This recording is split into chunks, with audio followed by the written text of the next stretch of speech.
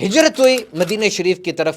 تقریباً 2 ماہ میں تمام مسلمان وہ مکہ شریف سے مدینہ شریف پہنچ گئے، اور ٹاؤن پلاننگ کا، اربن ڈیولپمنٹ کا، ایڈمنسٹریشن اور مینجمنٹ کا کیا شاہکار وہاں پر ہوا، کمال ہے. دیکھیے مکہ شریف میں اس وقت کے جو حالات تھے، تنگی تھی، گھٹن تھی، مساوات نہیں تھی، رواداری کے اصول نہیں تھے، اور اسلام کا آفاقی دین وہ پنپ نہیں رہا تھا، پھیلنا وہ بہت ڈیفیکلٹ ہو رہا تھا. اور جیسی مدینہ شریف میں ہجرت ہوئی، کیسی گروتھ ہوئی، ود ان ڈیز کہاں سے کہاں بات پہنچ گئی. لیکن ہم سٹارٹ کریں گے جب ہجرت ہوئی at the time of migration.